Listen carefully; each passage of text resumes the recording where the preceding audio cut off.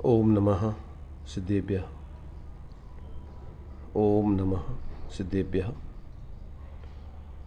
ओम नमः सिद्धेभ्यः। मंगलम भगवान वीरो मंगलम गौतमो गणी मंगलम कुंद कुंदाद्यो जैन धर्मोस्तु मंगलम सर्वमंगल मांगल्यम सर्वकल्याणकारकम प्रधानम सर्वधर्माणां जैनम जयतु शासनम जैनम जयतु शासनम। श्री अरहंत सदा मंगलमय मुक्ति मार्ग का करें प्रकाश मंगलमय श्री सिद्ध प्रभु जो निज स्वरूप में करें विलास शुद्धात्म के मंगल साधक साधु पुरुष की सदा शरण हो। धन्य घड़ी वह धन्य दिवस जब मंगलमय मंगलाचरण हो।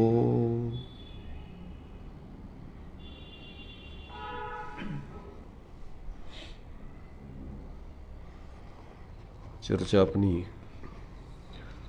परमानंद स्तोत्र के माध्यम से चल रही है। आचार्य अकलंक देव का बहुत ही सुंदर और बहुत ही महत्वपूर्ण ये कहने के लिए तो स्तोत्र है, वास्तव में तो ये कोई स्तुति नहीं है मात्र, और अगर स्तुति भी है तो जो लोक में अभी स्तुतिपन मानते हैं वैसी स्तुति नहीं है। ये कोई अलौकिक स्तुति है जिसमें जो लोक में अपन जिनकी व्यवहार से स्तुति करते हैं वो जीव स्वयं उस मय हो जावे, ऐसे उस स्वरूप का गुणगान है, उस स्वरूप का बखान है, और उस स्वरूप की सिद्धि करके और जीवन में उस स्वरूप को प्रकट करके अनुभव करके और उस पंच परमेष्ठियों की दशा को प्राप्त करके स्वयं व्यवहार में मंगल स्वरूप हो जाना, पूज्य हो जाना, ये तो ऐसा स्तोत्र है। ये तो प्रत्येक जीव की स्वभाव की अपनी स्तुति है, और उसमें पंच परमेष्ठियों की स्तुति भी सहज रूप से गर्भित हो ही जाती है, क्योंकि वो भी उसमें शामिल है। अभी अपना जो 13 नंबर का जो छंद चला था, उस छंद के माध्यम से ही अपन यहाँ पर अभी विचार कर रहे हैं। इस 13वें नंबर के छंद में आचार्य देव ने जो आत्मा चैतन्य और आनंदमय है, शुद्ध है, निराकार है, निरामय है, अनंत सुख से संपन्न है और संपूर्ण संग से रहित, ऐसी उसकी विशेषताएं बताकर उस अपने उस परमात्मा स्वरूप की यहाँ पर जानकारी दी है कि जो स्वरूप इस प्रकार का है, जो अपने को इस प्रकार से ज्ञान में निर्णय करके अनुभव कर लेते हैं, वो पर्याय में भी उस परमात्मा दशा को उस जैसा अपना अंदर में स्वभाव है वैसे ही पर्याय में उसको प्रकट करके दोनों की एक रूपता हो जाती है, और सदा काल के लिए वो आनंदमय हो जाते हैं, सुखमय हो जाते हैं। सारे दुख, सारी समस्याएं, सारी परेशानियां उसकी जितनी भी हैं पर्याय जनित, वो सब समाप्त हो जाती हैं। उन सारी समस्याओं का समाधान उसके हो जाता है। तो अभी एक पॉइंट की चर्चा हो गई थी, चिदानंदमय परमात्मा तत्व, चिदानंदमयता कैसी है उसकी अपन ने यहाँ एक पॉइंट की चर्चा की थी। आगे के पॉइंट की चर्चा अपन यहाँ पर करते हैं। अब आगे दिया हुआ है परमात्म तत्व की शुद्धता। परमात्म तत्व किस प्रकार से शुद्ध है, तो अब यहाँ पर उस शुद्धता की बात स्पष्ट कर रहे हैं। वैसे अपन ने सामान्य रूप से पहले कल चर्चा की थी कि शुद्धता मुख्य रूप से दो प्रकार की होती है। एक संयोगों से पृथकता वाली और दूसरी संयोगी भावों से पृथकता वाली। अब उसको थोड़ा संयोगों के भेद करके अगर विचार किया जाए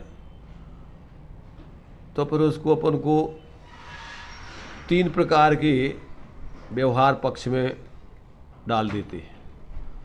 अर्थात जितना बाहर का परिग्रह है संयोगों का, अपने आत्मा से पृथक वाला, संसार दशा में जीव उनमें भी एकत्व ममत्व करता रहता है। तो पहले तो उनसे अपनी पृथकता जानना, सारे परिवार, कुटुंब, रुपया, पैसा, बाहर की जमीन जायदाद, 10 प्रकार का बाह्य परिग्रह बतलाया। क्षेत्र, वास्तु, हिरण्य, स्वर्ण, धन, धान्य, दासी दास, कुप्प, भांड, इन 10 प्रकार के परिग्रहों में जितना भी बाहर में अपना जीवन उपयोगी संयोग है, उन सारे संयोगों से पृथकता बतलाई है।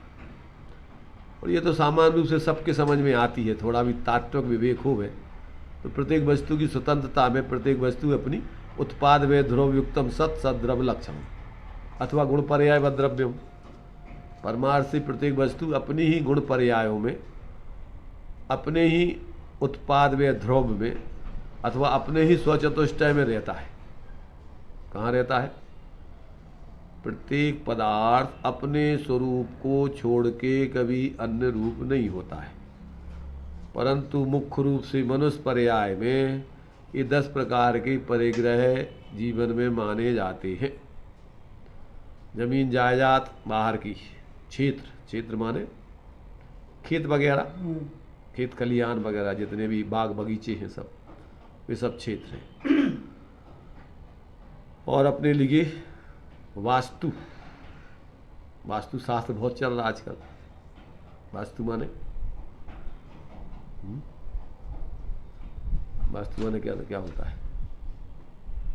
वास्तु माने होता मकान। अपन बोलते ना, अभी क्या चल रहा है? बस वास्तु, वास्तु विज्ञान की बहुत चर्चाएं चलती है। वास्तु दोष, भैया ई दिशा में ऐसा नहीं है, ई दिशा में ऐसा नहीं है, ई दिशा में ऐसा नहीं है। बसने की जगह का नाम हाँ, जिसमें बसा जाता है ऐसा बाहर में, वो वास्तु कहलाती है।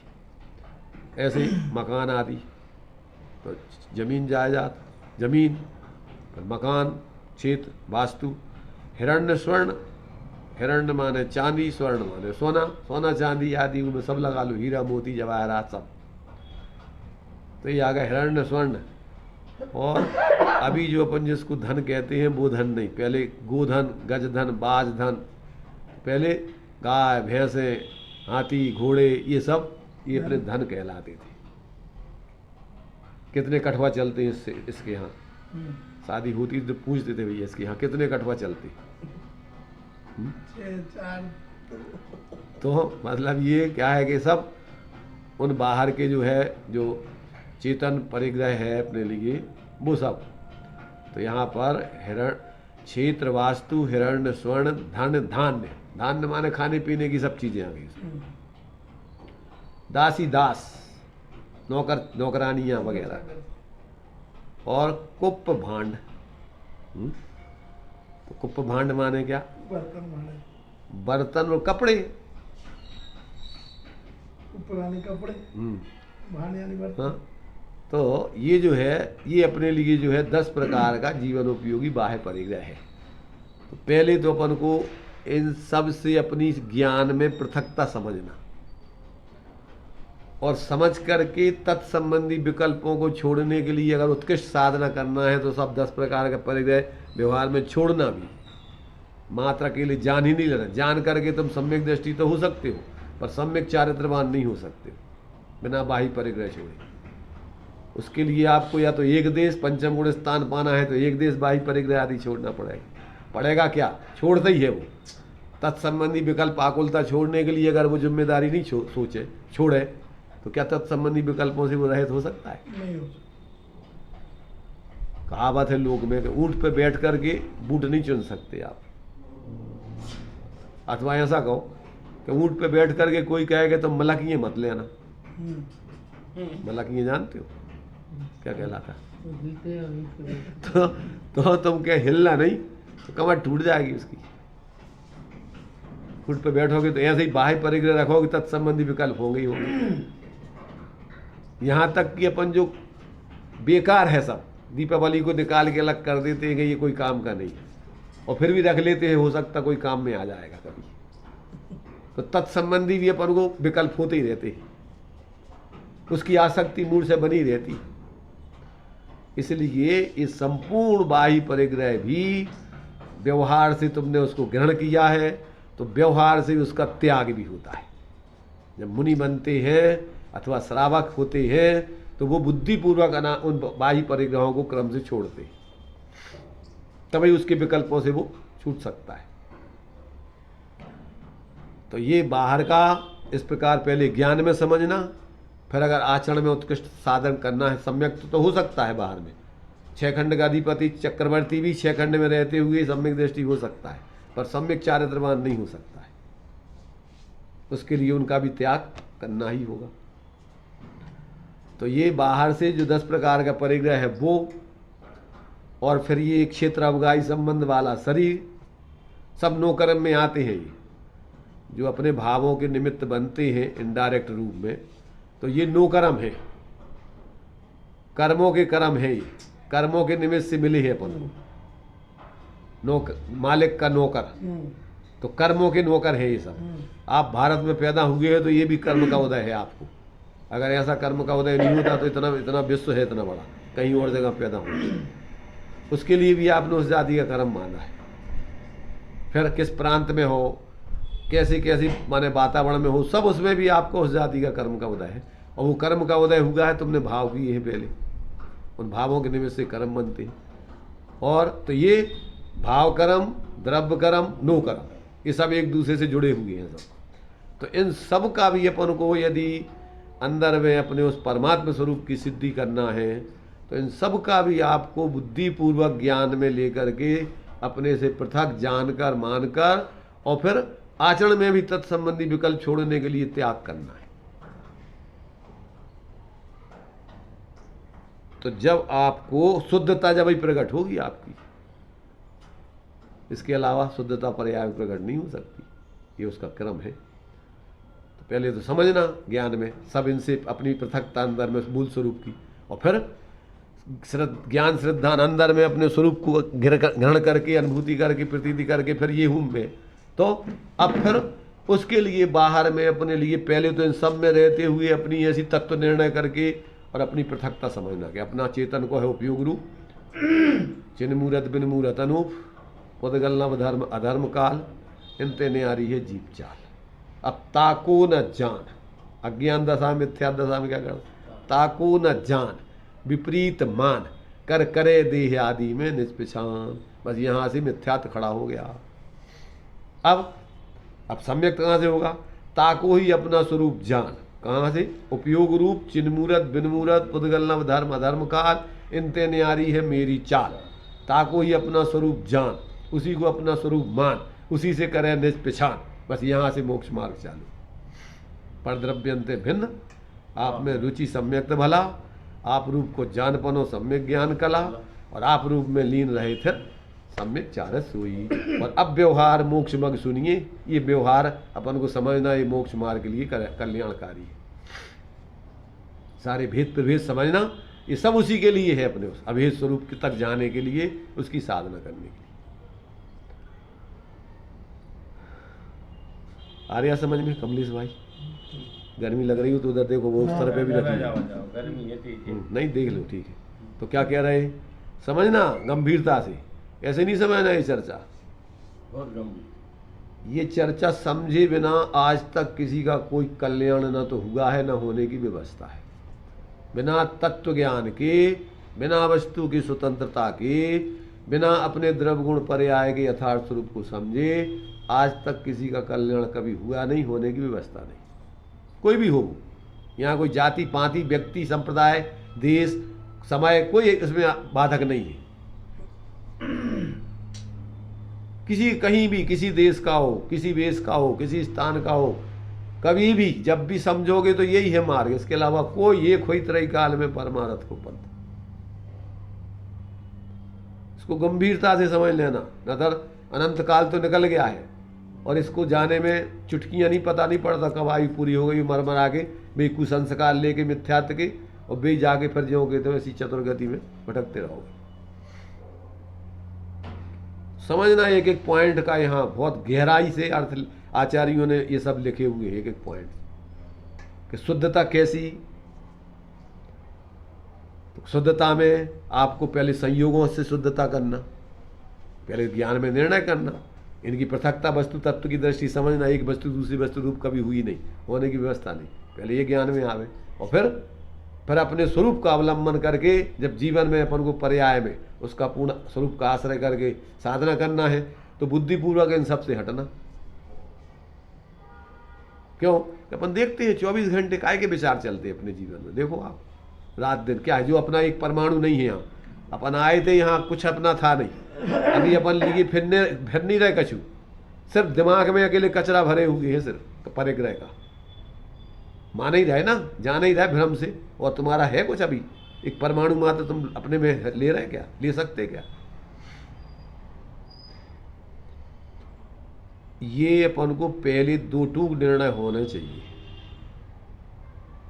और जब ये बात समझ में आ जाएगी तो अनर्गल बाहर के निमित्त से प्रवृत्ति करोगे नहीं, राज विरुद्ध, लोक विरुद्ध, धर्म विरुद्ध तो कोई कार्य करोगे नहीं। क्यों? कि मिलना है आपके लिए उदय, पुण्य अपने कर्म के उदय से। बेईमानी करने से सिर्फ पाप बंद होगा, मिलना तो है नहीं, और डंडे और खाओगे, पाप का उदय होगा, पकड़े जाओगे, और क्या होगा कि मिलेगा भी नहीं, और यहीं पर तुम्हारे लिए दुर्दशा भी होगी।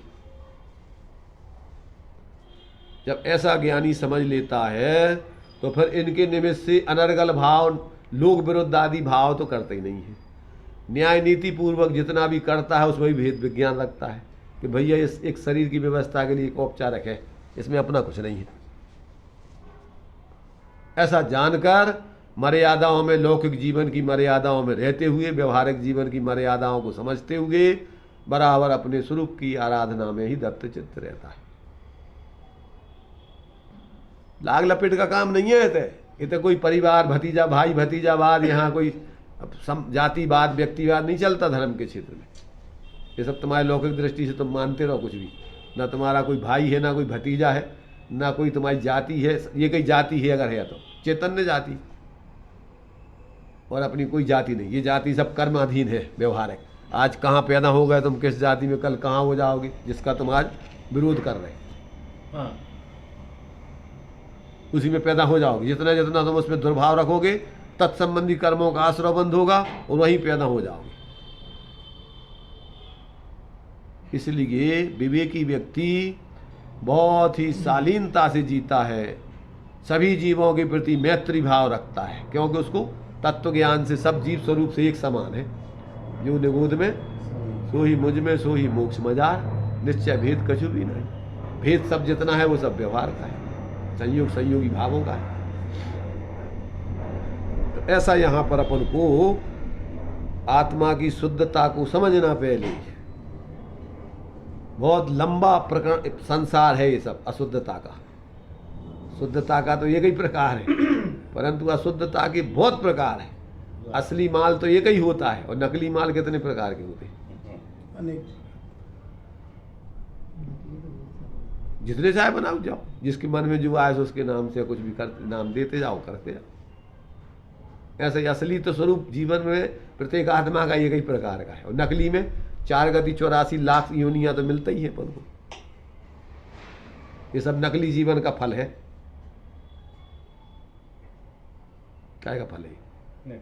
सब नकली जीवन का, चोरी का फल है, बेईमानी का फल है।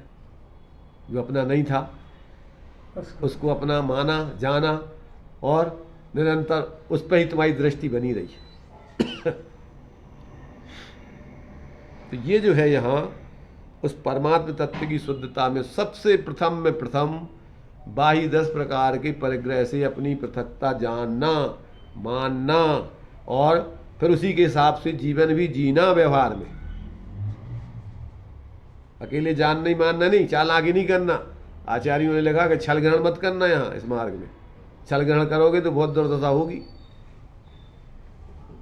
क्या होगा? दुर्दशा होगी, कोई नहीं बचा पाएगा, ध्यान रखना।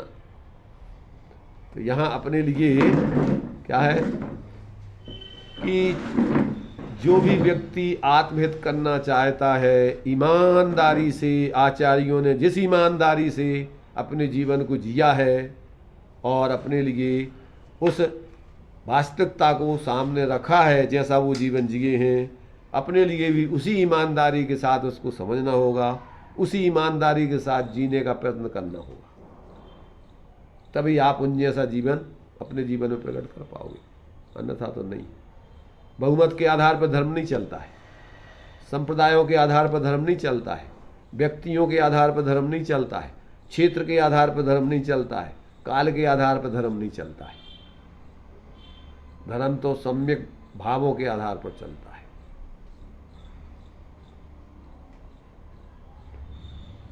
तो ये जो है यहाँ सबसे प्रथम नंबर की शुद्धता का पहले विवेक होना चाहिए तुम्हें, कि तुम्हारी सत्ता संपूर्ण विश्व के बाहर के जितने सत्य हैं उन सबसे बिल्कुल निराली है।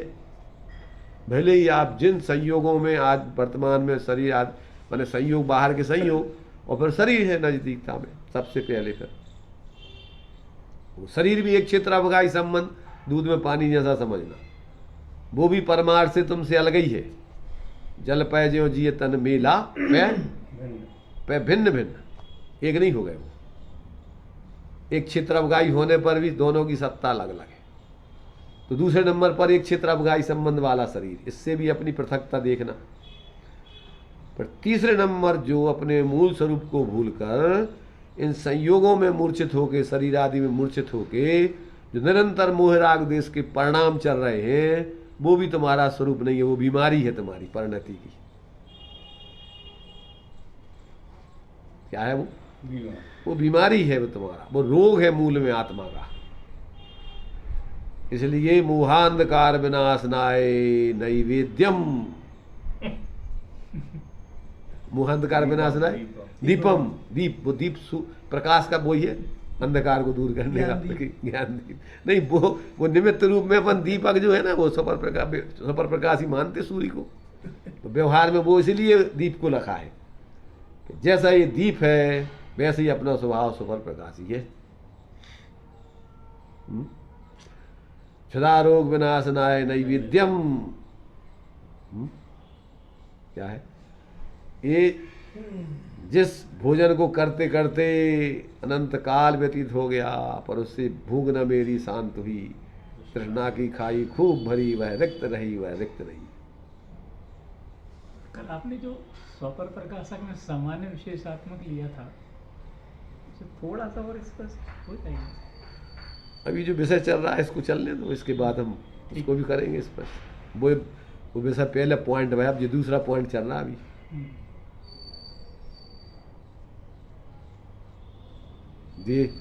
ये पॉइंट जो है अपने लिए क्या है, पहले तो सारी जनता की समस्या मुख्य रूप से जा है, बहुत सूक्ष्म समस्या है। फिर सामान्य विशेषात्मक वाली सूक्ष्म समस्या है, ये थोड़ी पहले अभी बहुत मोटी है। अभी तो जनसाधारण की समस्या यही से नहीं निपट पाए तो सामान्य विशेषात्मक में तो कहाँ पहुंचेगी।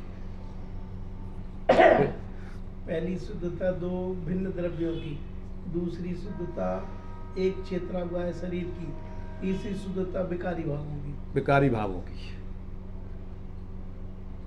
पहले तो समझना और फिर जीवन में उसका प्रैक्टिकल करना, अकेली मात्र समझ ही नहीं लेना। अभी जो हमने बताया कि जिस पे आपका व्यवहार से अधिकार है, व्यवहार से उसका त्याग भी करना, अन्यथा पर्याय में आपके तत्संबंधी विकल्प दूर नहीं हो सकते, ध्यान रखना। अगर होता तो श्वेतांबर वगैरह सब सही हो जाते पूरे। क्यों? कि वे सब राजा महाराजा सब हाथी घोड़ों में बैठे हुए वो सब भगवान बन गए। हुआ कुछ नहीं, काल्पनिक। अपने जीवन में भी देखो अपन कि एक भी चीज लंगोटी भी है तो उसके विकल्प अपन को टूटते नहीं। जब तक वो भी नहीं छोड़ दोगे, जब तक तत्संबंधी विकल्प दूर नहीं होंगे। चाहे लंगोटी की दो बाल है, भाले न समता सुख कवि, बिना मुनि मुद्रा धरे। धन नगन पर तन नगन ठाणे, सुरासुर पायन पड़े। धन्य है वे मुनिराज जो करते तप सेल नदी तट पर तरुतल वर्षा की घड़ियों में। करते तप सेल तो यहाँ नगन पर नगन ठाणे, पर्वतों पर नग्न होकर के खड़े ध्यान लगा रहे। तिन सुथिर मुद्रा देख मृगगण उपल खाज खुजावती। नगन पर नगन ठाणे मतलब नगर पर्वत पर नगन नग्न होकर के खड़े हुए हैं। नगन माने होता पर्वत, पहाड़ों पर, चोटियों पर, और नगन माने शरीर से नग्न होकर परिग्रह आदि छोड़ करके नग्न खड़े हुए। नगन पर नगन ठाणे, सुरासुर पायन पड़े।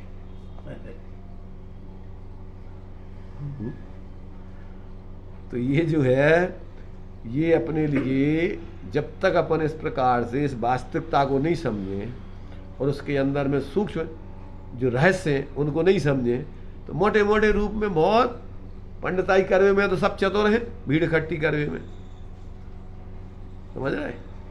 उपदेश बहु क्या है वो, बहु पर उपदेश कुशल बहु तेरे। बोलने में तो बहुत कुशल बहुत सारे हैं, और उसको जीवन में प्रैक्टिकल करके जीने वाले तो कोई बिरले होते। इसलिए क्षयोपम ज्ञान की मारा मारी में जीवन अंतबार चढ़ गया 11 अंग 9 पूर्व तक का, और बाहर का सब छोड़ छाड़ के नग्न हो जाना बहुत और ही सरल है। बाहर से नग्न हो जाना सरल बिल्कुल, फिर थोड़ा अंदर में क्षयोपम में समझना ये उससे कठिन, पर फिर भी समझना उससे सरल, माने दूसरे नंबर पर है। और फिर अंदर में जो है, अब बाहर की पुण्य पाप आदि के उदय से, बाहर में पुण्य के उदय से बन जाना पैसे वाले, सबसे सरल है। सरल मतलब बहुत स्थूल है, पुण्य के उदय में बाहर के संयोग मिल गए और अपने आप को तनक मनक दान मान दे दिया, और थोड़ा क्या हो गया, बाहर में कुछ धर्मायतनों में और इस प्रकार से बाहर के कार्य करने लग गए। बहुत जल्दी सब लोग हमारे बहुत बड़ा धर्मात्मा। तो पुण्य के उदय में, बाहर के त्याग में, अथवा क्षयोपम ज्ञान की धारणा, ज्ञान की जानकारी में, 3 प्रकार से ज्यादातर लोग भ्रमित होते। पुण्य का उदय आ गया था भैया, वाह आनंद मंगल है साहब, बहुत बढ़िया, अपने खूब जो है पंत इतने दान कर दिया, इतना मंदिर बनवा दिया, इतना फलाना कर दिया, इतना ढगाना कर दिया। तुम आओ कहा है भैया उनमें, बाहर के पैसा बैंक ने छाप दे, बनावे वालों ने बना दो, और तुमने तो सिरे ले लो अपनों के लो। इतने एक कार्य होने में अनेक कारण है, और तुमने सिरे ले लो उनको, हैं? तो इसलिए जो है, जब तक इन सारे मर्मों को जीव नहीं समझता है, तब तक अपने को ठगता रहता है, भ्रम में रह करके सामान्य जनता में अपने को धर्मात्मा कहलवाता है, मनवाता है, दिखाता है। देख रहे अपन दुनिया में आज उन्हीं का बहुमत है, सब चारों तरफ ऐसे लोगों की भीड़ है। पैसा वाले दिखाई दे जाएंगे, क्षयोपम वाले दिखाई दे जाएंगे, बाहर के त्याग वाले मंचों पर मालाओं सब पे यही मिलेंगे आपको ज्यादातर। 3 प्रकार 99% समझ गए, 100%। अब इस काल में तो सब माने मोक्ष मार्गी धर्मात्मा तो खद्योतवत सुदृष्टारा जुगनी की तरह कभी कभी चमकते दिखेंगे तुम्हें। 99 तो बहुत हो जात, 100 में एक आध धर्मात्मा हो जाना माने 99 करोड़ों हो जाएंगे। इसलिए बहुत विरल है। खैर अपन विरलता ठीक है समझ के, मूल तो अपन को ये समझना है कि अपन कहीं अटके ना। सही दिशा में प्रयत्न करोगे तो एक दिन अपन को मंजिल मिल जाएगी, और गलत दिशा में प्रयत्न करते करते आज तक अपन को कुछ नहीं मिला। सही दिशा पकड़ लेना ये भी जरा बहुत मुश्किल है। अब मुश्किल सब है इस कार्य को करने के लिए, क्योंकि देखो ये सबसे सरल काम है और सबसे मुश्किल काम है, क्योंकि अनादिकाल से करते आए हैं इसलिए सरल है, और अपना काम है इसलिए सबसे सरल है। इसमें किसी से कुछ लेना नहीं, कुछ देना नहीं, किसी से पूछना नहीं, किसी को राजी नहीं करना।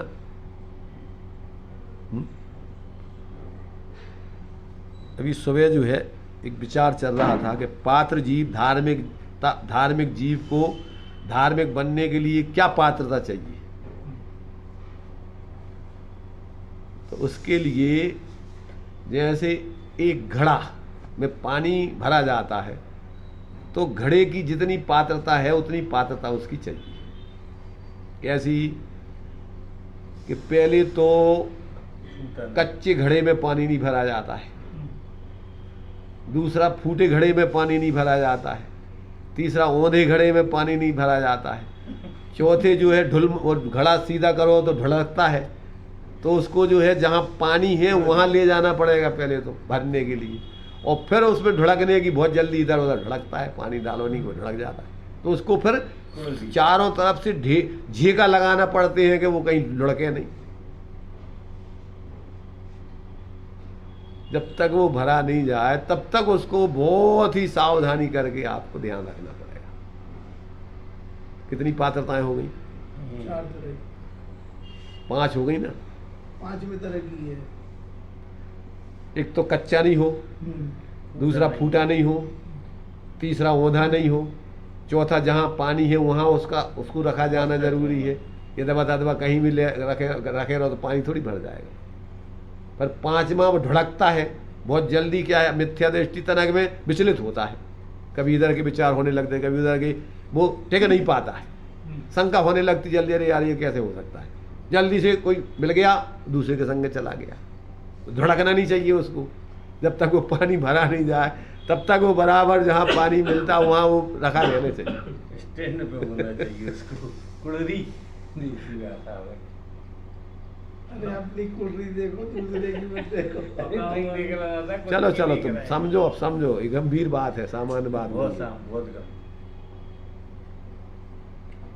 देखो अपन कि अभी कहाँ कौन सी क्वालिटी में हम खड़े हैं।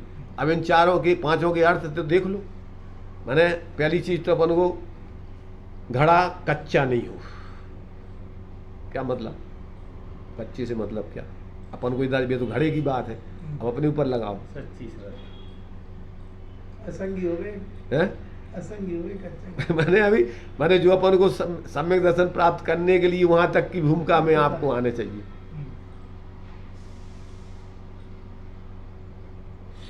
अब वहां तक की भूमिका में आ गए आप, और आने के बाद अब आपके लिए जो है ढालने वाला ढाल रहा है, अब आपके लिए क्या है कि वो पकना जरूरी है।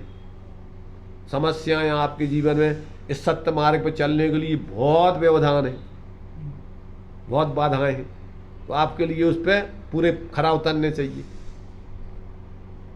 अब क्या होता है कि उसके लिए आपको क्या है कि जो घड़ों के जो हवा लगते हैं वे बड़ी सावधानी वाले होते हैं, बहुत जल्दी फूट जाते हैं। उसके लिए बहुत, उसको पकाने में बहुत सावधानी चाहिए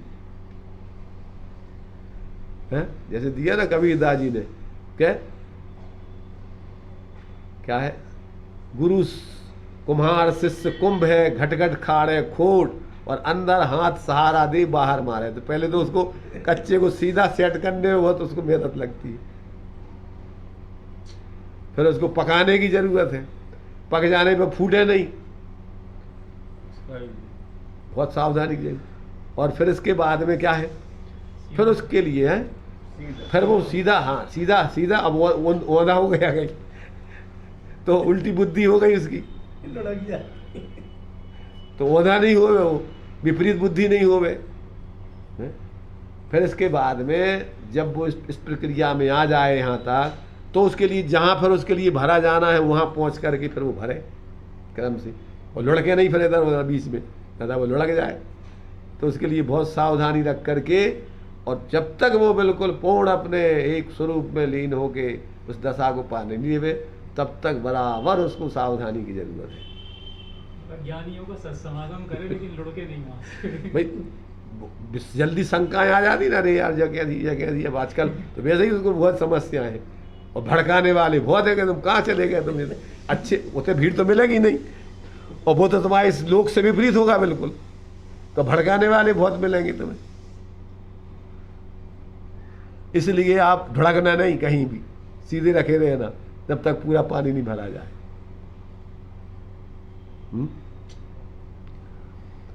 तो अब अपन को यहाँ पर ये शुद्धता में अपन को कितने प्रकार की शुद्धता हो गई? 8 प्रकार की। कौन कौन सी? कच्चे घड़े की अभी यहाँ अपन जो चल रहा है वो तो हो गई पात्रता, माने धर्मात्मा बनने की वो हो गई अपन को। संगी पंच प्रोसेस। हाँ, वो प्रोसेस हो गई। यहाँ अपन को सब संपूर्ण परद्रव्यों से जितने भी बाहर के अपन को पड़ेगा आदि है, पहले उनसे अपने को पृथक करना। पहली फिर शुद्धता। हाँ, फिर एक क्षेत्र अवगाही संबंध जो है अपना शरीर है एक क्षेत्र, वो भी अपना स्वरूप नहीं है उसको। दूसरी शुद्धता। फिर तीसरा जो उसमें एकत्व ममत्व आदि करने से जो विकारी परिणाम मोह राग द्वेष आदि के हो रहे, वो भी अपना स्वरूप नहीं, वो भी बीमारी है। उसको भी ज्ञान में समझ के कि ये भी मेरा स्वरूप नहीं, और समझ करके फिर जो समझने वाला है उस समझने वाले को वो चूंकि स्वपर प्रकाशी है, अब इनमें अब निर्णय करने के लिए इनमें लगा, अपने से भिन्न कर लिया, जिस भांति प्रज्ञा छेनी से पर से पृथक किया, ऐसे अपने को इन सब से पृथक कर लिया। अन्यत ये अन्य अन्य अन्य, अब एकत्व करना है।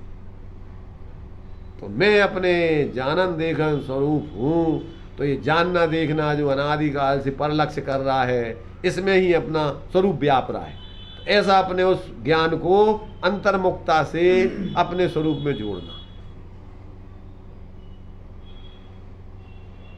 और फिर अब ये निर्विकल्प हो गए। विकल्प अब ना निश्चय का विकल्प, पहले तो निर्णय करने के लिए कि ये मैं हूं ये नहीं हूं, और फिर वो विकल्प पक्षातिक्रांत हो गए, ना निश्चय का विकल्प ना व्यवहार का पक्षातिक्रांत।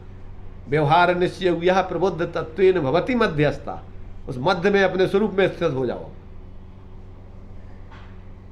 न निश्चय का विकल्प न व्यवहार का, और पक्षातिक्रांत होकर अभेद उस आत्मा की अनुभूति करके, और फिर जिनवाणी का सार व्यवहार निश्चय यह प्रबुद्ध तत्वेन भवति मध्यस्था प्राप्नोति देशनाया सैव फलम अविकलम शिष्या।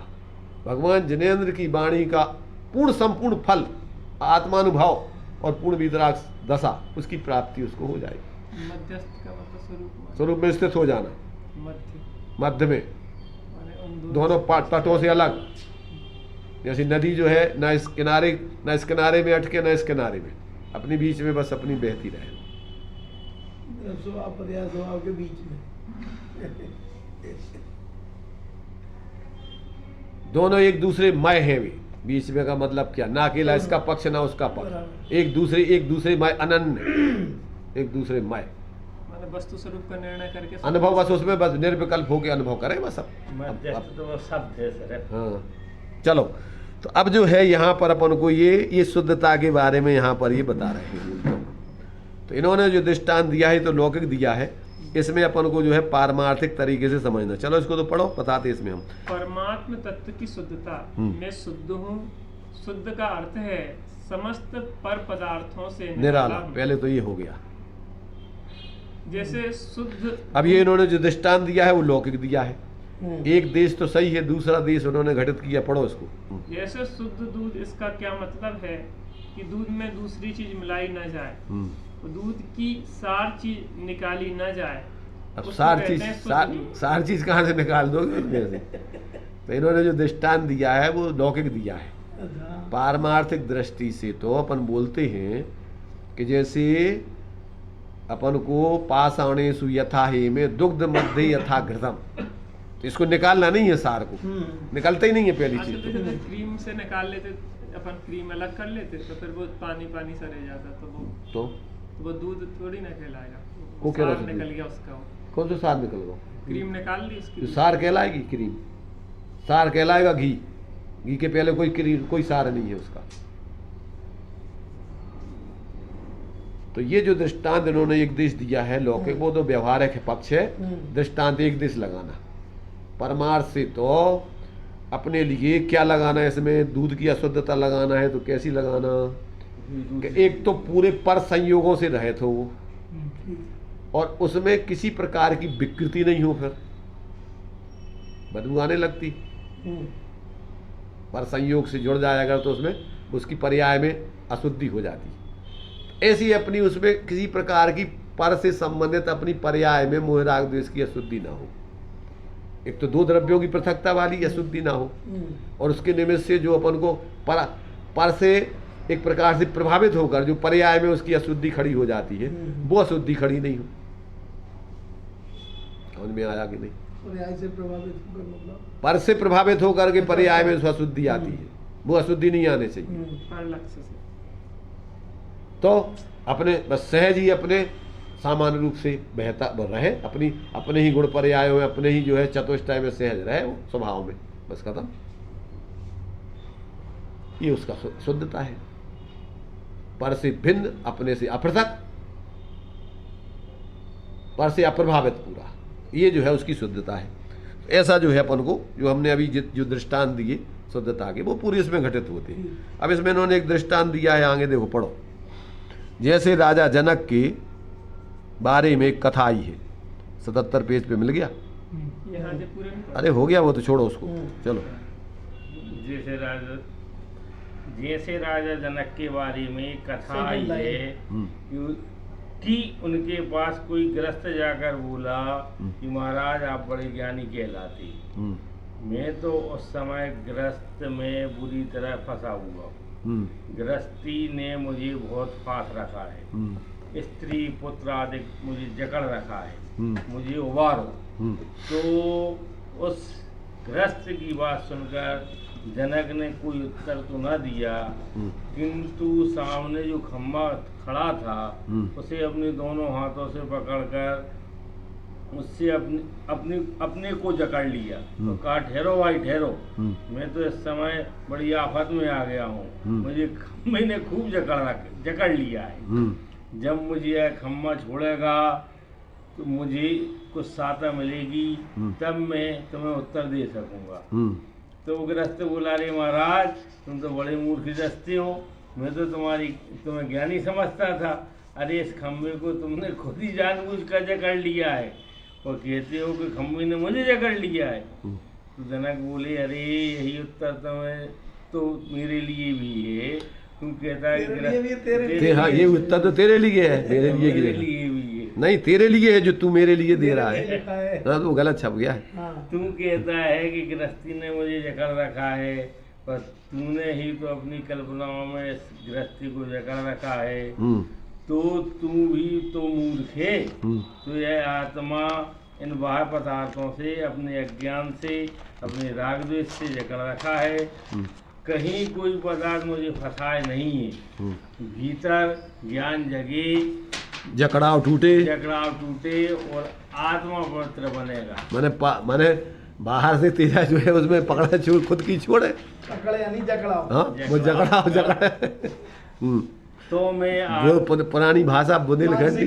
तो मैं आत्मा स्वभावता अपने स्वरूप में हूँ। हाँ। समस्त पर वस्तुओं से अछूता हूँ, और जो मेरे में सार तत्व है, चेतन ज्ञान दर्शन आनंद, भाई मेरी कभी यहाँ से हटता नहीं। बस ये चेतन ज्ञान शुद्ध ये आ गया तुम्हारा ज्ञान दर्शन सामान्य विशेष। बस मैं उस रूप हूँ। सामान्य विशेष आत्मा कैसी है भैया? आत्मा सामान्य विशेष, सामान्य विशेष आत्मा तो वो स्वभाव है उसका, वो चेतन रूप है। क्योंकि आत्मा चेतन है तो उसका स्वरूप भी पूरा का पूरा कैसा है? चेतनमय है। तो वो सामान्य और विशेष, तब उसके लिए सामान्य को देखना दर्शन कहलाता है। दर्शन निर्विकल्प होता है, उसमें भेद नहीं होते, और ज्ञान सविकल्प होता है, उसमें भेद होते हैं। दोनों का जानना चेतन का है, ये चेतनात्मक है। तो दोनों को जो है सामान्य विशेषात्मक जानना, ये क्या है आपका? ये चेतन स्वरूप ही है। जी, पर वो जो सामान्यपने में जानना होता है, निर्विकल्प दशा में भी जो जानना चलता है, तो वहाँ दर्शन गुण की मुख्यता से बात कर रहे हैं, मैंने दोनों समाहित हो गए। अरे भाई देखो, सामान्य रूप से तो आबाल गोपाल सबको जानने में सामान्य विशेष चल ही रहा है, पर अपना लक्ष्य कहाँ है? अपना लक्ष्य उस सामान्य अभेद पर आज तक गया नहीं है, विशेषों में अटकाव चल रहा है। इसलिए आप सामान्य विशेषात्मक होने पर भी आप अपने को विशेष में लग करके संकल्प विकल्पों में, उनमें ही फिर कल्पनाएं करते रहते हो। ये मेरा, ये अच्छा, ये बुरा, अपने संकल्प विकल्प चलते रहते हैं, कभी निर्विकल्पता होती नहीं। पर ये ज्ञान के विशेष हुए ना? कौन से? ये जो संकल्प विकल्प आदि चले, संकल्प विकल्प ज्ञान के विशेष नहीं हुए, ये फिर चारित्र में होते। कसाय ये कसाय में होते संकल्प विकल्प। ज्ञान में तो सामान्य विशेषात्मक जानना होता है। थोड़ा सा कंफ्यूजन इसलिए हो रहा था कि वो वो सामान्य को दर्शन कह दिया इसलिए थोड़ा तो हो गया ना। ज्ञान में। देखो क्या होता है, कभी विषय की तरफ से बात चलती है, कभी विषय की तरफ से बात चलती है। काय की तरफ से? विषय- जिसका अवलंबन किया जाता है वो विषय कहलाता है, और जो अवलंबन करता है वो विषयी कहलाता है, और उसका फल है साम्य भाव, समता। काय का वस्तु तत्व के आधार से अगर आपका सम्यक विषय विषयी का संबंध चल रहा है तो आपके जीवन में साम्य दशा आएगी, पर असमता नहीं आएगी, विषमता नहीं आएगी। उसका फल ये है। और जहाँ विषमता चल रही, इसका मतलब आपका जानने में, आपके मानने में भ्रम चल रहा है, तभी आपकी विषमता जीवन में चल रही है। अथवा यदि आपके जानने देखने में समीचीनता आ गई है तो अभी अस्थिरता जन्य कुछ विषमता रहेगी, पर वो ज़्यादा नहीं टिकेगी। साथ में समता भी धीरे धीरे आपकी बढ़ती जाएगी। ये आपका विशेष होता जाएगा।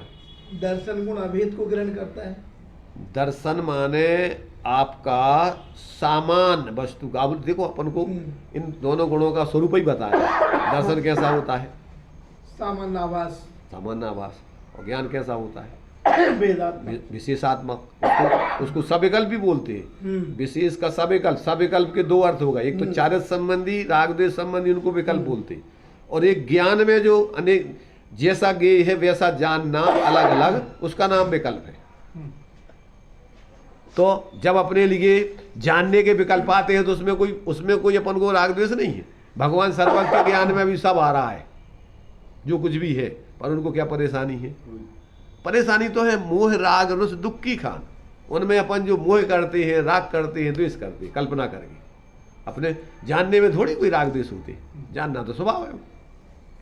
सामान्य को जानो, विशेष को जानो। रवि भैया ज्ञान को सविकल्प बहुत दिन तक जो है चलो, जिनको अभी नहीं, देखो क्या है, रवि भैया की नहीं है, ये सारे भैया हैं पूरे संसार में जितने भैया हैं। जब तक अभी उनको तत्व का ज्ञान नहीं है, वे सब कहवे के रवि भैया हैं। रवि तो होता स्वपर प्रकाशी हैं, तो वे कौन से भैया हैं? वे तुम्हारे अमावस भैया हैं, जिनका भी ज्ञान जागृत नहीं हुआ है। तो वे कौन से रवि हैं? वे आचार्य तो कह रहा है कि मिट गयो तो मेरे मिथ्या मेरे उदय रवि आतम है। इसलिए अपन को कोई व्यक्ति क्या है, गलती करते हैं, कोई बात नहीं, होती है, पर स्वीकार आना चाहिए। स्वीकार नहीं करो, ये समस्या है। गलती को गलती स्वीकार कर लेना। गलती कर सुधरता है उसे इंसान कहते हैं, और जो गलती पे गलती करे उसे हैवान कहते हैं। और गलती कर सुधरता है उसे इंसान कहते हैं, और जो गलती ही नहीं करे वो भगवान कहलाता है। हाँ, गलती कर गुजरता है मतलब गलती खत्म हो जाती है जिसके जीवन में, वो भगवान कहलाता है। तो अपन जिसके जीवन में गलतियां खत्म हो गई पूरी, वो भगवान हो गया। पर गलती जो स्वीकार करके सुधार कर रहा है वो इंसान है, और जो गलती स्वीकार ही नहीं कर रहा है और गलती पे गलती करे जा रहा है, हैवान है। शैतान को हैवान को गलती कर गुजर जाता है वो इंसान है। गलती कर गुजरता है, गलती कर गुजरता है माने गलती की जो गलती समाप्त हो जाती है वो तो भगवान है। गलती गुजरने के दो अर्थ है। हाँ, हाँ। गलती करके स्वीकार कर लिया या नहीं नहीं, दो नहीं हो गई गलती। जिसके जीवन में गलती समाप्त हो गई पूरी, वो भगवान बन गया। और जो गलती करके सुधार कर लेता है वो इंसान है। और जो गलती पे गलती करे, स्वीकार ही नहीं करे, तो वो हैवान है। उसकी क्या कल्याण होगा? जो गलती कर सुधरता है उस इंसान कहते हैं। जो गलती कर गुजरता है वो खत्म हो गया, अब उसकी गलती ही खत्म हो बस। गई। मैंने ऐसा नहीं समझना कि गलती करके गुजर गओ मर गओ। नहीं नहीं, गलती कर गया और वो गलती चलती रह रही। गलती खत्म हो गई उसकी। गलती कर गुजरता है केवल। हाँ दोबारा गलती नहीं हो उसकी। हाँ, अब आगे गलती नहीं हो। नहीं तो बैठो। चलो, तो ये जो है ये अपन को समझने की बात है। एक बार आपको बात समझ में आ गई, वस्तु तत्व का स्वरूप समझ में आ गया, तो कोई समस्या है ही नहीं फिर अपन। तो कहाँ कौन सी एक शब्द के अनेक अर्थ होते हैं, कहाँ सा विकल्प का ज्ञान का विशेष जानना है, कहाँ सा विकल्प का अर्थ राग द्वेष करना है। अब अपन कहाँ पे कौन सी बात चल रही है वो समझेंगे नहीं। एक अर्थ निकाल लिया तो वो तुम्हारी समझ में नहीं आएगा। सामान्य विशेष में भी द्रव्य सामान्य और पर्याय विशेष कहलाती है। हाँ। और वो वहाँ नहीं दर्शन सामान्य नहीं, द्रव्य सामान्य माने अभेद कहलाता है और भेद कहलाता है द्रव्य विशेष। तो अब वो उसके विशेष के भेद तो बहुत है, द्रव्य से, क्षेत्र से, काल से, भाव से, सामान्य विशेष के 4 भेद हो जाएंगे। कौन सा सामान्य विशेष की तरफ से? वैसे तो वस्तु सभी चारों का फिर अभेद वो सामान्य है, उसमें भी सामान्य विशेष हो जाएगा। पर कौन सी बात चल रही है अभी तुम्हें समझना पड़ेगा। कहीं दर्शन सामान्य, ज्ञान विशेष। इसलिए कहाँ कौन सी बात किस तरीके से चल रही, विषय की तरफ से चल रही, विषय की तरफ से चल रही, क्या आपको कौन सी तरफ से बात चल रही?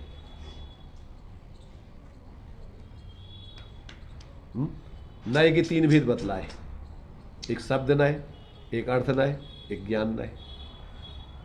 तो जिस शब्दों से जिन अर्थों को, अर्थ माने द्रव्य गुण पर्याय को कहा जाता है, उस शब्द को वो नाम दिया जाता है। जैसे मान लीजिए आपने रोटी नाम के पदार्थ को कहने के लिए रोटी शब्द लिखा हुआ है, तो उस शब्द को क्या कहोगे? शब्द में रोटी। हाँ, रोटी कहेंगे। रोटी शब्द रोटी है वो। हम्म, वो कौन सी रोटी है? शब्द की वो शब्द रोटी है। फिर शब्द से जिस रोटी को बता रहे हैं वो अर्थ रोटी अर्थ कहलाएगी। रोटी है। और जो ज्ञान में अपने आकार बना समझ करके वो ज्ञान रोटी है। तो कौन सी रोटी खाना है तुम्हें? तुम ज्ञान रोटी खाते हो, तुम अर्थ रोटी नहीं खाते, शब्द रोटी नहीं खाते। खा नहीं सकते। आत्मा का स्वभाव अर्थ रोटी और शब्द रोटी खाने का नहीं है, ज्ञान रोटी खाने का है। अब तुम मानोगे हम रोटी खा रहे हैं, कहना व्यवहार है और मानना मिथ्यात है। क्या कहा? अमूर्त जी कौन सी रोटी खा? रोटी खाना चाहिए, रोटी खा। तो अब ज्ञानी तीनों प्रकार से समझता है, क्योंकि अगर तीनों प्रकार नहीं होंगे, एक तो तीर्थ खत्म हो जाएगा, तत्व खत्म हो जाएगा। अगर तुमने शब्द को व्यवहार से रोटी नहीं कहा तो आप रोटी तक कैसे पहुंचोगे? व्यवहार लोक में आप रोटी की व्यवस्था ही नहीं समझ पाओगे।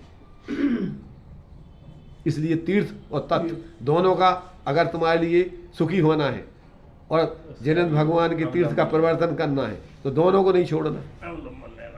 ये तीर्थ और तत्व। हाँ, तीर्थ कहलाते हैं जिससे तरा जाए, जिससे परमार्थ तक पहुंचा जाए, वो कहलाता तीर्थ। और तत्व यानी वो तत्व माने वस्तु स्वरूप। मूल वस्तु।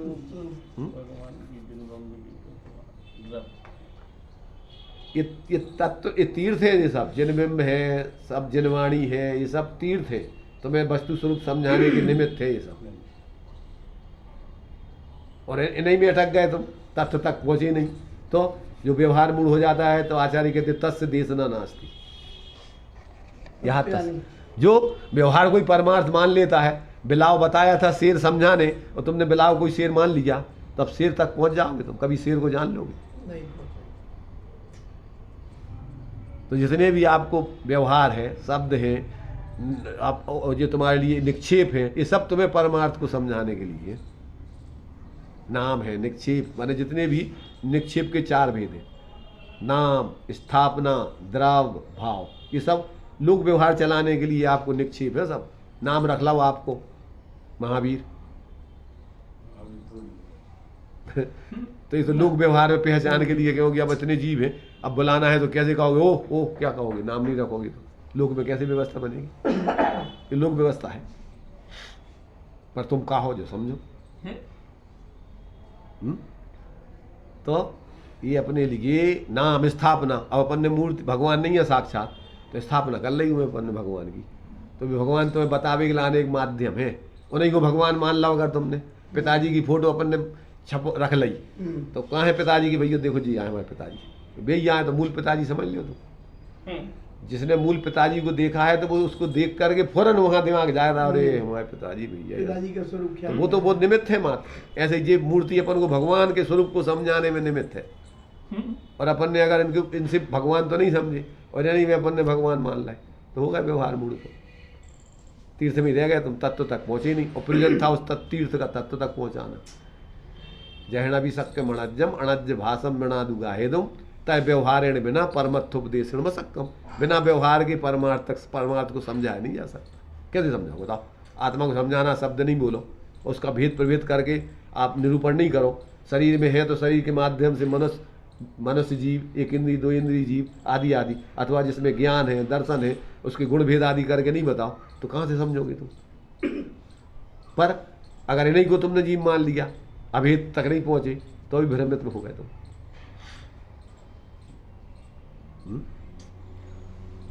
मतलब परमार्थ की सिद्धि हो तो व्यवहार भाई कहलाएगा। देखो, व्यवहार तो व्यवहार ही है, तुम कर रहे कि नहीं सिद्धि है तुम्हारी मूर्ता है उसमें। व्यवहार को व्यवहार तो कह ही जाएगा, पर वो व्यवहार तुम्हारे लिए व्यवहार जब कार्यकारी कहलाएगा जब तुम उससे परमार्थ समझो। पर वो व्यवहार अपने आप में व्यवहार है। कोई रोटी के लाने तुम और कहीं थोड़ी कर दोगे, या रोटी रोटी नहीं कहलाएगी भैया, तुम्हें रोटी से वो सिद्धि नहीं हो रही, तुमको रोटी नाम बदल दो तुम। तो व्यवहार तो व्यवहार ही है, पर तुम उससे जिसके लिए वो व्यवहार है उससे सिद्धि करो, तुम्हें वो कार्यकारी है और तुम नहीं समझो। लोक में भी वही है, रोटी खाने में आ जाएगी, रोटी पड़ती है सबके।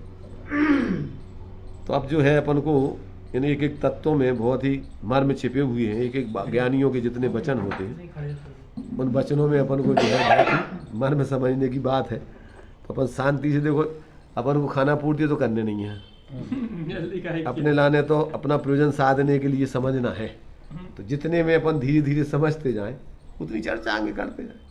अब तो अपन पहले तो एक तो चलो भैया जल्दी अपन एक ग्रंथ पढ़ना है पूरा, तो पढ़ने की दृष्टि पढ़ ले, बहुत बार पढ़ना है ग्रंथ, तो पर एक बार भी अगर एक ही ग्रंथ समझ लो तो समझ लोगे तुमने सब पढ़ लो, सब ग्रंथों को सार है। तो क्या पॉइंट हो गए? 2 पॉइंट हो गए। 2 पॉइंट हो गए। तुम्हारा सामान्य विशेष समझ में आ गो, अविकल्प निर्विकल्प। नहीं, वो उसमें दर्शन से थोड़ा सा क्लियर नहीं। और दर्शन जो है वो तो सामान्य प्रतिभा से जो छद्मस्त के पकड़ में तो आता नहीं है। नहीं आता है, फिर भी हो रहा है कि नहीं? हाँ, हो रहा है। और वो किसको किस विषय करता है? अभेद को। तो अब तुम्हारे लाने भले ही वो ज्ञान में पकड़ में नहीं आ रहा है, तो उससे क्या हो गया? तुम्हारा ज्ञान अनादिकाल से भ्रम में है, अज्ञान में है। हाँ। तो अब क्या करना? कुछ दर्शन के विषय को पकड़ना। हाँ, वो ज्ञान से ही अभेद की तरफ ले भाई जाना पड़ेगा। जब ज्ञान में तुम्हारा भ्रम है अनादिकाल से, हाँ। ज्ञान ही स्वपर प्रकाश ही, ज्ञान ही सब निर्णय करता है। अब ज्ञान में सही निर्णय नहीं होगा तो ज्ञान में भ्रांति, तो श्रद्धान में ज्ञान का अनुकरण करता है श्रद्धान और आचरण। ज्ञान में सुधार हो जाए तो दर्शन अपने आप पकड़, भाई दर्शन का विषय पकड़ में आने लग जाएगा। हाँ। मूल में तो दर्शन का विषय चला ही रहा है, उसमें क्या है? हाँ। मतलब सामान्य प्रतिभास बना निरंतर चलते ही है, उसमें वस्तु स्वरूप है और उसमें तुम्हारा निरंतर जो है दर्शन का सामान्य प्रतिभास होता ही रहता है। ज्ञान में भ्रम की वजह से पकड़ में नहीं पकड़ में नहीं आ रही। ज्ञान से अभेद को पकड़ना। भाई आज तक अपना उस पर लक्ष्य नहीं गया, हाँ। तो अपन को पकड़ में नहीं आ रहा, और पकड़ में नहीं आ रहा तो भ्रम है, और भ्रम है तो श्रद्धान ज्ञान का अनुकरण करता है। जैसा ज्ञान स्वीकार करके देता है वैसे ही क्या है, श्रद्धान स्वीकार कर लेता है। श्रद्धान तो चूंकि वो जानते नहीं है, चारित्र जानते नहीं है, चारित्र ब्लाइंड है। जैसे दृष्टांत दिया, जैसे वो अंधे लंगड़े का दृष्टांत दिया कि भैया अंधे को तो दिखता ही नहीं है, अब वो लंगड़े के कंधे पे बैठा है, चारित्र लंगड़ा है, वो चारित्र चल नहीं पाता है। नहीं, चारित्र लंगड़ा नहीं है, नहीं चल नहीं रहा है, वो अलग चीज है। भाई देखो, बिना अब वो चले, चारित्र चले तो गलत दिशा में चलेगा। अगर ज्ञान उसको सही दिशा नहीं बताए, अगर उसको लंगड़ा अगर सही दिशा नहीं बताए तो अंधा कहाँ चलेगा? पैर तो है को चल लेगी, चारित्र का काम तो चलना है, ठीक है, पर कहाँ चलेगा? वो उसको दिशा ही नहीं पता, तो बताने वाला कौन है? ज्ञान बताएगा कि भैया इतने चलने पर। वो चलता नहीं, वो आचरण नहीं करता, ज्ञान जानता है, पर वो सही गलत अगर गलत बताएगा तो फिर आचरण गलत करेगा वो।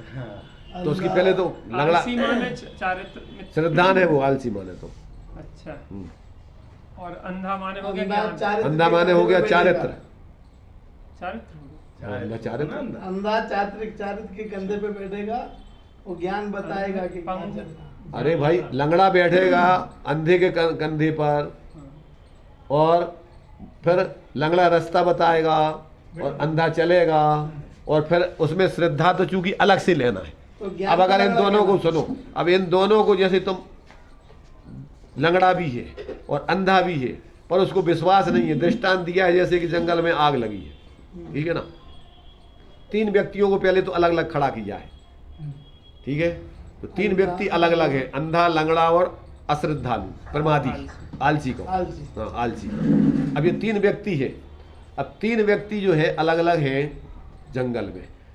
अब क्या हो रहा है कि लंगड़े को दिख रहा है कि आग लग रही है जंगल में चारों तरफ से, पर वो भग नहीं सकता है, तो क्या होगा, जानते हुए भी जल जाएगा, ठीक है ना। अंधे को दिखता नहीं है, अब उसको पता पड़ गया कि भैया आग है, तो जहाँ जितने को आग लगी उतना ही दौड़ जाएगा वो, तो क्या होगा, जल जाएगा। और श्रद्धा वाले को दिख भी रहा है, पैर भी है, पर उसको विश्वास नहीं है कि अग्नि जलाती है, तो क्या करेगा वो? चारों के कंधे बैठे। नहीं, अभी पहले तो तीनों को अलग अलग ले ना, पहले तो एक एक तीनों अलग अलग जल जाते हैं, ठीक है। तीनों जो है अलग अलग होते, मोक्ष मार्ग तीनों की एकता है, हाँ। दृष्टांत तो एक देश होता है। तो ज्यादातर तो अंधे और लंगड़े को दृष्टांत में देते, पर रत्न की पूजन में 3 दिए हैं, श्रद्धा को भी लिया है आलसी के रूप में। बोल में तो वही है आलसी। हाँ। नहीं तो उसको खड़ा करना ही पड़ेगा आलसी। अब उनको विश्वास नहीं है इन दोनों को। चलो, अंधे को अंधा चल भी सकता है, लंगड़ा बता भी सकता है, पर विश्वास नहीं है इनको कि भैया जी अग्नि जलाती है, इनको ये नहीं पता, तो क्या होगा, मर जाएगा। रोनी में ही मान लो। जलेंगे वही में कि नहीं जलेंगे। अब चले, जब विश्वास ही नहीं है कि ये अग्नि जलाती है, अब देख रहे हैं तो उसको तमाशा देख रहे हैं कि देखो आग ही आ गए, बे जल गए, दृष्टांत दिया। क्या पेड़ पे खड़ा आदमी चारों तरफ देख रहा है कि भैया देखो ये आग लग गई, ये जल गए, ये जल गए, ये जल गए, ये जल गए। अब थोड़ी देर बाद जब चारों तरफ आग लगी है तो तुम क्या करो, कब तक रहोगे, तो वही तो जलना ही है ना। सब लोग जो है ये मर गए, बे मर गए, रात दिन अपन रोज नहीं तो कर रहे, क्या कर रहे, तुम कहाँ बैठे हो, ज्यादा बताओ। वही चारों तरफ आग लगी है जिस संसार में, तो तुम बैठे हो, तुम्हें कितनी देर तक रहना। आज तुमने दूसरों की तीसरा मना लो, तेरे ही कल नहीं, कल तुम्हारी बनाई जाएगी। लोग कहेंगे दो भी चले गए बेचारे, देखो अच्छे खासे कल ही मिले थे। अब भाई कल ही हमारी बात भाई थी, हमारी तो वही चले गए। वही बेटे देते। तो भैया इससे बचने का उपाय एक ही है कि आप तत्व को समझ के अंदर में अपने शाश्वत सत्ता से जुड़ जाओ, तो अब तुम्हारा जन्म मरण का चक्कर खत्म। क्यों कि आत्मा मरती नहीं है, पर्याय से पर्यांतर होती है, तो अपन तो कहीं भी रहेंगे, अपनी सत्ता का नाश तो होता नहीं, किसी की सत्ता का नहीं होता, तो अब घबराने का क्या काम, भागने का काम नहीं है, जागने का काम है। लोग क्या करते हैं, भागते हैं, इधर से भाग चलो, तो कहाँ भाग चलोगे भैया, कहाँ जाओगे, चारों ओर आग लगी। है? जागना है तुम्हें, जाग जाओ तो बस बच जाओगे, एक ही उपाय है। वो खंबे का बढ़िया है, हैं? खंबे को जबरदस्ती पकड़ रखा हाँ? है। अब अपन को वही है। हाँ अपन क्या भैया क्या करें हमें, पर अरे भाई की गृहस्थी ने, अरे भाई अरे कोई तो तुम्हें पकड़ रहा हो, तुम जबरदस्ती अपने हाथ में उनसे उलझे हो, तुम कह रहे रो रहे, उनको दोष दे रहे। क्षमा छोड़ दिए। अपनी करनी आप करे, सिर वलन की धरता, दूसरों पे दोष देता रहता। यही तो सबसे बड़ा संसार का मूल हेतु है इसका जीव का। इसको अपनी गलती दिखने लग जाए, बस यहीं से धर्म का चालू। देखो एक एक आचार्यों के, ज्ञानियों के एक एक वचन इतने सटीक, इतने व्यवस्थित हैं, क्योंकि वो तो भाई काल्पनिक तो है नहीं, कोई उपन्यास तो है नहीं झूठे, ये तो वास्तविक जीवन जीते हुए लिख रहा है वो अनुभव करके। और यदि अपन इसको समझेंगे, अपन भी वैसे ही फिर मस्ती में जिएंगे, फिर अपन को कोई सल्ला नहीं। अब वो कहता अब हम अमर भय न मरेंगे, जिस कारण से तन धारण करते थे उस कारण को त्याग दिया, अब क्यों कर देह धरेंगे। मरण तो संयोग के कारण से, उपचार से होता था, अब अपन को उस कारण को, अपनी विपरीत मान्यता को छोड़ दिया, अब क्यों कर देह धरेंगे। आगे देह नहीं मिलेंगी तो जन्म मरण काय में होना है, और मरण किसका होना फिर। तो ये जो है एक एक चीज़ को अपन बहुत ही गहराई से उसकी यथार्थता में समझें, तो एक एक पॉइंट में ही अपना जीवन जो है सफल हो जाएगा। चलिए। निज निधि निज में बसाई, जय अनंत अनंत उपकार है उसके लिए, जिन वाणी माँ को वंदना सतवार।